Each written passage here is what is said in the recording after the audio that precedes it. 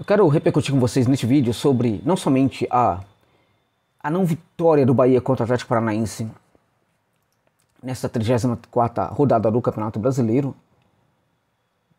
porque na verdade ele estava se configurando uma vitória do esquadrão e no fim das contas acabou havendo empate de uma equipe que foi a campo para simplesmente especular, que é o Atlético Paranaense. Eu quero também repercutir de certa maneira aqui, de certa forma, a própria entrevista coletiva do Ceni pós-jogo, porque eu acho que essa entrevista diz muito também sobre o próprio trabalho do Ceni neste momento no Bahia, né?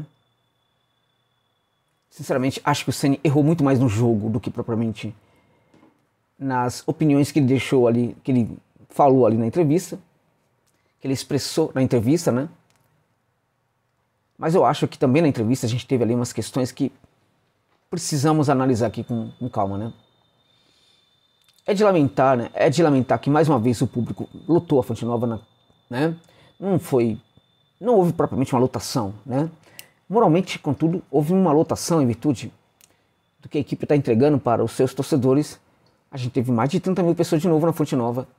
E de novo a gente percebe que a equipe do Bahia não consegue tirar proveito daquilo que a sua torcida, né, sensacional, fantástica, está entregando de força, de energia para que o time consiga sair dessa situação tão complicada, né? Também precisamos pontuar que o Bahia, a respeito até de ter ali alguma competência ou não, tal, podemos questionar. Podemos também e devemos pontuar que o Bahia tem um pouquinho de sorte quando a gente pensa nos outros adversários que estão lutando aí contra o rebaixamento, porque essas equipes têm tabelas dificílimas pela frente, né? O Goiás, que não tem uma tabela tão complicada assim, está atrás do Bahia, né? E está atrás, faltando tão poucos jogos, já é muito complicado. E o Goiás também deixou de ganhar suas finais quando teve elas à sua disposição, inclusive no próprio jogo contra o Bahia. Não entendi até hoje aquele Goiás contra o Bahia, e aquilo foi muito bom para o esquadrão que se manteve vivo aí. Naquele momento, se perde aquele jogo para o Goiás, seria catastrófico e o Bahia hoje estaria já com um pezinho quase ali na segunda divisão, né? Então, se o Bahia naquele momento mostrou ser o grande da história, né, a grande equipe da história do confronto, né, o Bahia não está conseguindo fazer isso, né, nesses jogos tão importantes como o que aconteceu na Fonte Nova contra a equipe do Furacão. Então eu quero pontuar umas questões importantes do jogo que eu não tenho visto muito por aí. Claro, eu não vi todas as entrevistas, tem muita gente competente que acompanha o Bahia, né, muita gente de canais, né, que cobre o Bahia, canais da mídia alternativa ligada ao Bahia, que são muito bons, muito bons. Então é provável que tenham abordado muita coisa que eu vou falar aqui, né, empobrecendo bastante a minha visão, as minhas palavras aqui, porque são palavras um tanto quanto gastas até em virtude, né, palavras e ideias, né, do uso dessas palavras e ideias por outros influenciadores aí, né. Mas eu presumo que talvez eu aponte aqui uma ou outra questão diferente aí, e acho que é em virtude disso até que eu estou fazendo esse vídeo aqui, por considerar que talvez a minha crítica seja relevante, apesar de que muito do que eu penso, do que eu falo e do que eu vou manifestar aqui já possa ter sido feito também por outros influenciadores aí ligados ao Bahia. Bom, gente, antes de começar, na verdade, essa conversa, entrar a fundo nessa conversa, preciso evidentemente fazer aqui duas observações importantes aqui para vocês, né? Dois pedidos, né? O primeiro pedido é para você que curte uma aposta esportiva, para se ligar aí na PagBet, que é um caso de aposta importante aqui para o meu trabalho, sempre foi importante. Ela é uma casa de aposta que chegou para democratizar o acesso aí, né, a fezinha, né, a prática da fezinha aqui no futebol brasileiro, né? Trata você como um consumidor de verdade, não apenas como um mero apostador. Não fica aí enrolando você. O cadastro é muito simples, fácil. Você pode depositar apenas R$1 e com este valor já começa a jogar R$1. Se você ganhar imediatamente, você pode pedir, porque o dinheiro entra na sua conta em fração de segundos. Qualquer valor, gente, seja R$1, seja R$10.000, qualquer coisa, entra imediatamente, porque depósito e saque podem ser feitos via Pix. O lema da PagBet é setor tá pago, porque imediatamente o dinheiro cai na sua conta. E além de tudo, tem ali um atendimento humanizado que é espetacular durante 24 horas por dia. Curte uma aposta esportiva? Use o link que está na descrição desse vídeo e no comentário fixado para se cadastrar na PagBet. Beleza, gente? Bom, o outro comentário aqui agora é um tanto quanto indelicado, né? Eu peço muito a permissão de vocês para poder conversar com vocês sobre isso. O canal José Novaes está enfrentando problemas seríssimos, até mesmo em virtude da maneira como como o meu trabalho se enraiza, né? Perdão aí pela indelicadeza aí né? No continente sul-americano tem muitas fontes, gente, né, do baixo clero dos clubes, né, que se transformaram em grandes fontes para o meu trabalho, passando informação e tudo mais. Quando eu falo baixo clero do clube, eu estou falando de um porteiro, de um armador de campo, de um cara, enfim, de um cara que trabalha no vestiário, essas pessoas aí, né? Então, essas pessoas que muitas delas viraram meus amigos ao longo dessas mais de 2 décadas de trabalho, eu ajudo muito essas pessoas. E algumas estão numa situação muito complicada, em alguns países a situação tá pior do que a gente imagina. E o meu canal continua ajudando muito essas pessoas, e sempre vai fazer isso, independente de qualquer coisa. Só que quando eu não tinha esse canal no YouTube, eu tinha muito mais recursos, né, ao final do mês. E era muito mais tranquilo para eu poder ajudar essas pessoas.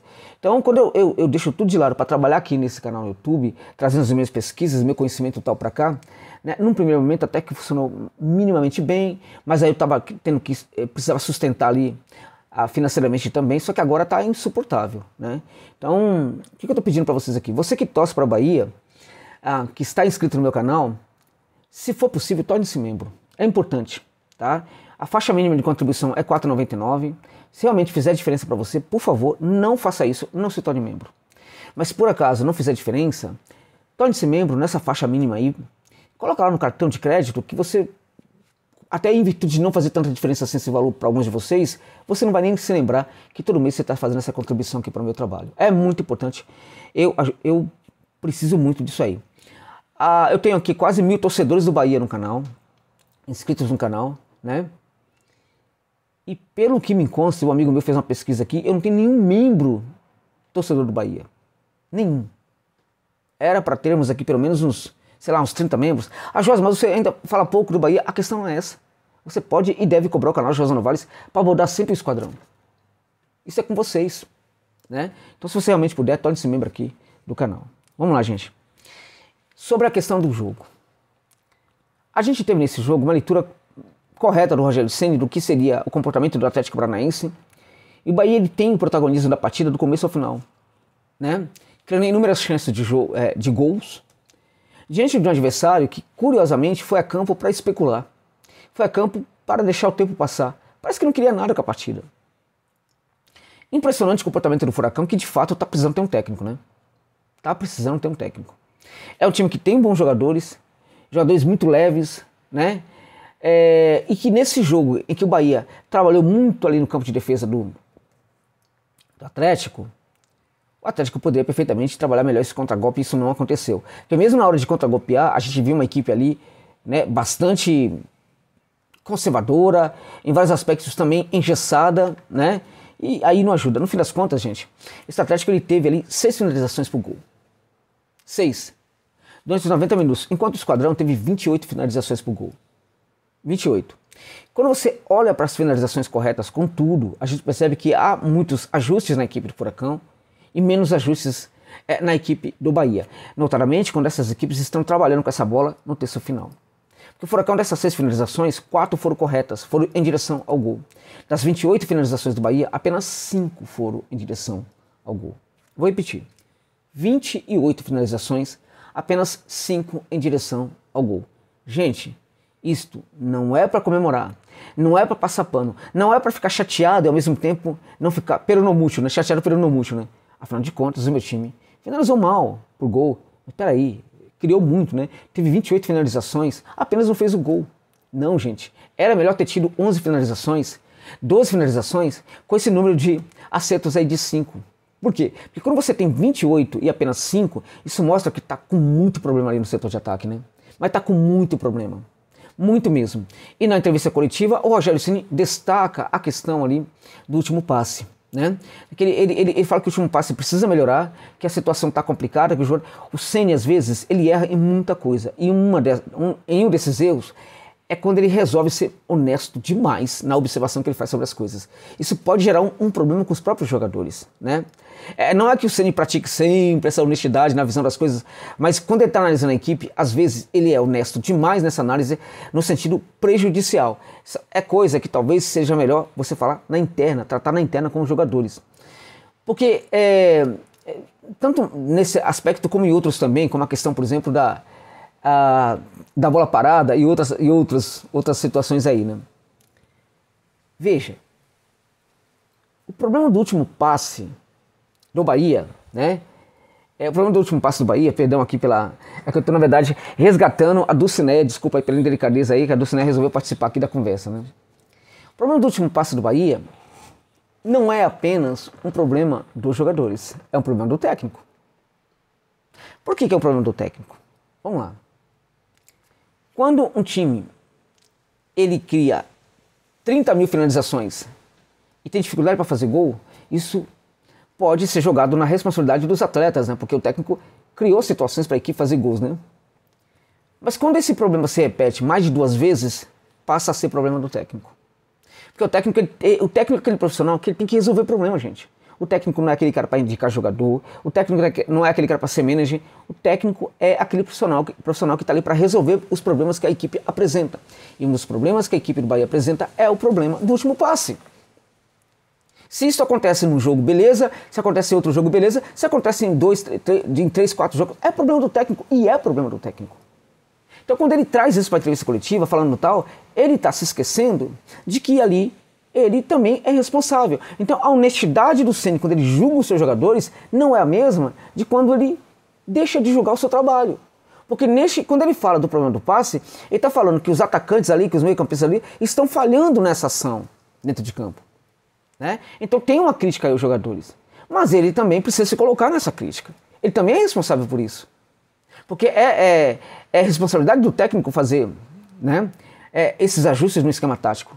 E não dá pra gente ver uma equipe, se deparar com uma equipe que tem 28 finalizações e apenas 5 finalizações corretas, uma mais do que o Furacão, que teve 6 finalizações no geral e 4 corretas, gente. Não dá pra aceitar um negócio desse, né? Acho até que em virtude do alto número de finalizações, de chances criadas, o Bahia revelou um jogo profundo muito reduzido. Mesmo no número de escanteio, que é o dobro do número de escanteios ali do Furacão, é um número muito irrelevante diante do que foi aí o número de chances criadas, diante do tempo que a equipe frequentou o campo de ataque, diante das várias situações que a equipe criou. Entende? Então, na verdade, o técnico não pode se tirar desse problema, ele está presente nele. Uma outra questão é o seguinte, e aí, acho que é uma questão de cultura, aquele futebol brasileiro, já está enraizado, já está no automático, em geral, de quase todos os técnicos, né? Nós tomamos ali um gol de bola parada. É engraçado, quando foi no futebol brasileiro que você se deparou com um técnico falando, olha, nós vencemos, né? Apesar de que o nosso gol foi de bola parada, né? A gente conseguiu ali um empate importante no final do jogo, né? Mas foi de bola parada, né? Foi de bola parada. Ó, tá vendo a bola parada? Nunca tem essa observação quando o time dele faz gol. Aliás, o gol feito pelo próprio Bahia foi um gol de bola parada, gente. Num pênalti, pra mim, que eu ainda preciso entender melhor o que foi aquele pênalti. Agora, ao mesmo tempo, eu preciso dizer que houve, na minha opinião, um pênalti para o Bahia no final e o árbitro não marca. O árbitro também pisou na bola com o Esquadrão nesse jogo aí, tá? Porque veja, vamos lá, vamos imaginar aqui, porque qual é a parada do torcedor nesse caso aí? Se aqueles que entendem que não foi pênalti, vão falar o seguinte, não foi pênalti, mas tudo bem. Porque os árbitros sempre erram para o Bahia, contra o Bahia e tal, né? Então, não tem problema. Eu acho que isso está equivocado. Se ele comete ali, vamos lá imaginando que ali não houve de fato o pênalti, se o árbitro comete esse erro, né, em não marcar, em marcar o pênalti, ele não pode compensar no final não marcando um pênalti legítimo. Porque ele erra 2 vezes. Independente de se o árbitro acertou ou não na marcação do pênalti do Bahia, o árbitro erra no final do jogo quando ele não marca o pênalti pro Bahia. Cadê o Cadu Santoro agora para reclamar? Porque a parada de pênalti com o Bahia é uma parada bastante complicada. Quantos foram os pênaltis que foram marcados para o Esquadrão em toda a competição? Se você analisar, eu não me lembro, mas é um número muito pequeno, né? Porque é muito complicado você lembrar, é muito pequeno o número. Agora, contra o Bahia acontece bastante. Cadê o Cadu Santoro? Não vai reclamar, não tem personalidade, não tem porte para isso, não tem estatura para isso, não tem competência para isso. Cadu Santoro, gente, é um bonequinho que foi inventado, colocado ali no cargo, sem a menor condição. Não tem condição. Não tem. A gente olha para a defesa do Bahia hoje, precisamos responsabilizar o Rogério Ceni pelos jogadores que ele leva a campo. Mas antes do Ceni, precisamos responsabilizar gente como o Cadu Santoro, que foi atrás de jogadores que estavam com baixo desempenho nas suas carreiras.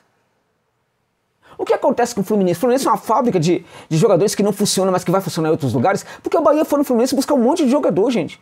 O Bahia só olhava para o Fluminense num certo momento. E quem é no Bahia que olhava somente para o Fluminense num certo momento? Sobretudo, o Cadu Santoro. Então vamos lá, voltando à bola parada. O Ceni não pode, por exemplo, o técnico brasileiro geralmente tem, quando a bola parada favorece, ok. Quando a bola parada é do outro time, aí tem um problema. Aí eu vou apontar, o time é numa bola parada e tal. A bola parada faz parte do jogo. Como encrencar o jogo faz parte do jogo. Como fazer cera faz parte do jogo. E cera tanto faz parte do jogo que era algo importante que o Bahia poderia praticar quando teve o gol de vantagem. Porque se as coisas não estão funcionando muito bem pro time, fez o gol naquele contexto, tranca tudo, meu irmão. Sabe? Faz cera, cai no chão, faz de conta que tá doente, faz alguma coisa. Porque o momento não é bom e ele exige, né, que algo diferente seja feito dentro de campo. Então a bola parada do Bahia funcionou? Não, não funcionou.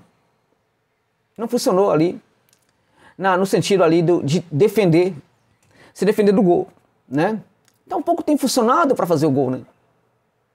Então na verdade essa leitura de que a bola parada tal, agora tem um detalhe também, né? E aí piora as coisas para o Ceni. Por quê? Se o time toma gol de bola parada porque ele tá bancando alguns zagueiros aí. Meu irmão, a coisa tá tão feia no Bahia. Meu irmão, pega jogador ali, sabe? Inventa jogador, mas pelo amor de Deus, para com de bancar esses caras. Não dá pra continuar bancando o Vitor. Não tem cabimento, gente. E mesmo o Canu, tá? Olha, o gol do Atlético foi um negócio assim bizarro.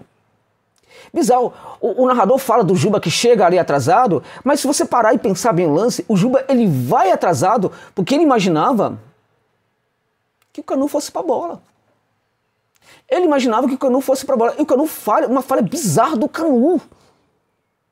O Canu tem 5 metros, gente. Ele tomou o gol de um jogador que tem 1,70 m. Mau posicionamento, dificuldade, tempo de bola. Entende?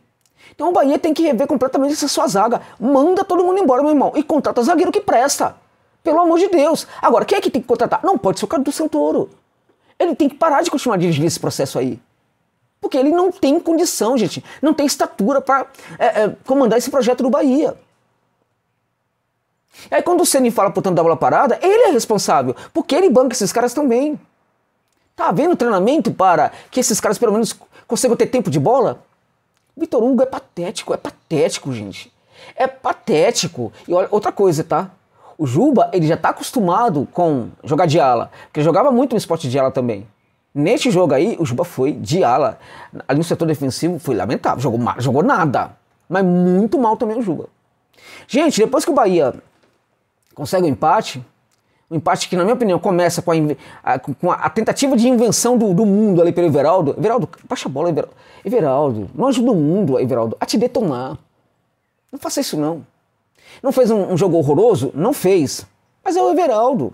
Aí vai tentar fazer... Quer se mirar no exemplo do Rony? Porque o Rony, assim... O Rony, mesmo jogando muito mal, ele insistiu em fazer bicicleta.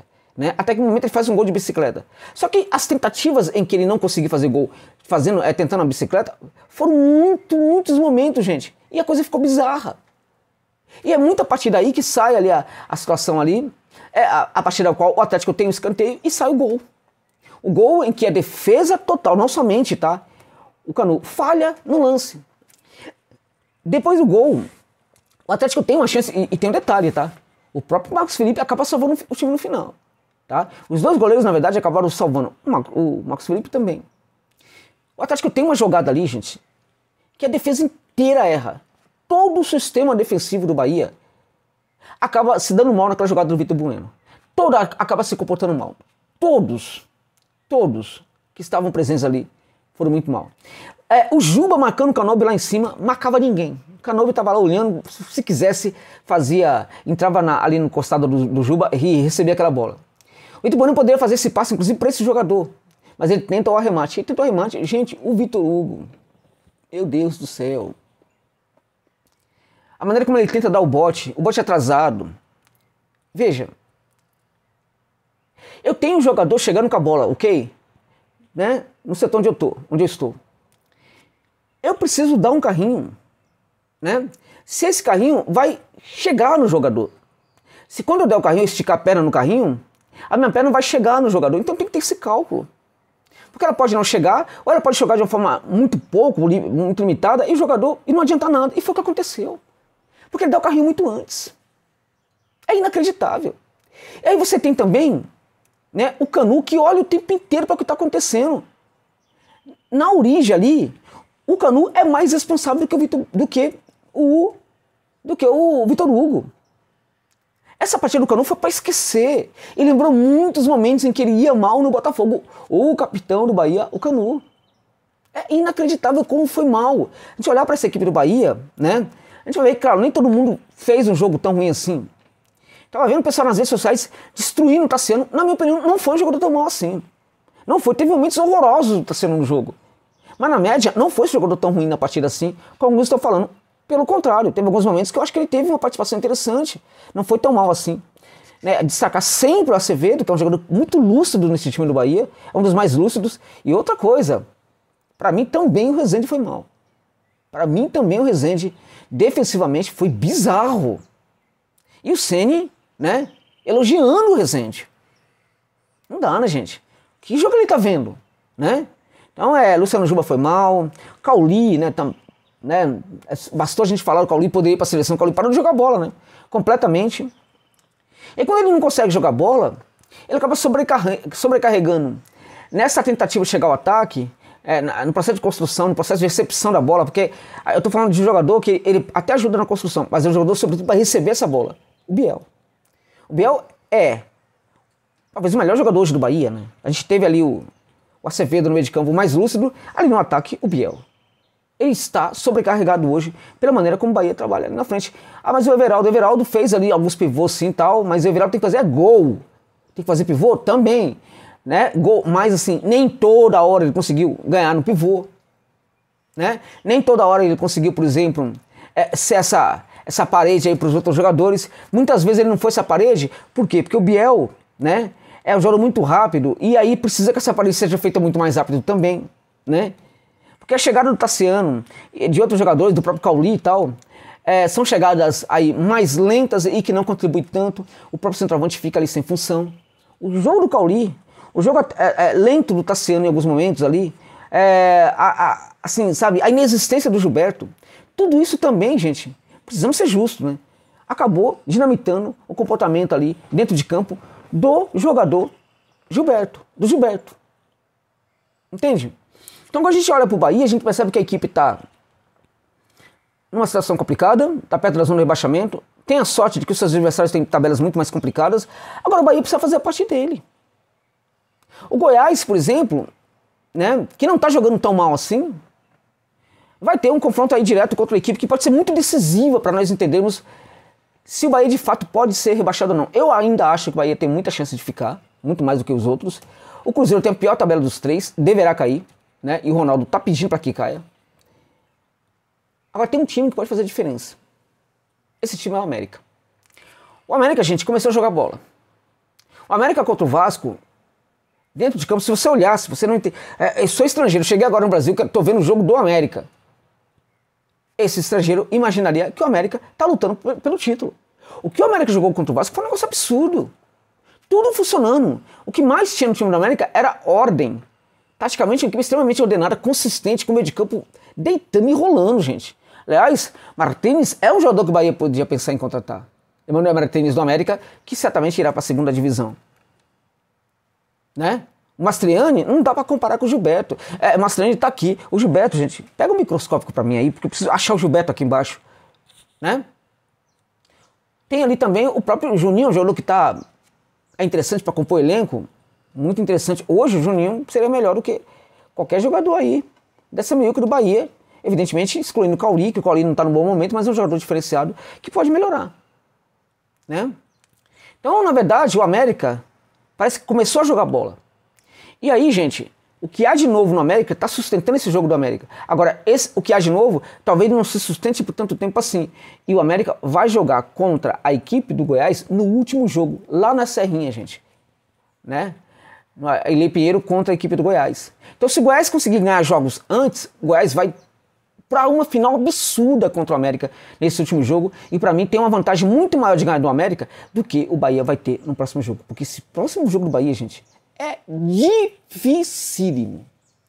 Dificílimo, porque o América tá jogando muito bem e o Esquadrão vai sofrer. Então, se o Esquadrão, por exemplo, não vence aí o América, né, esse América pode perfeitamente ser um adversário derrotável, digamos assim, para o Goiás no último jogo. Acho que esse confronto aí pode ser decisivo para o Bahia, muito mais do que outros.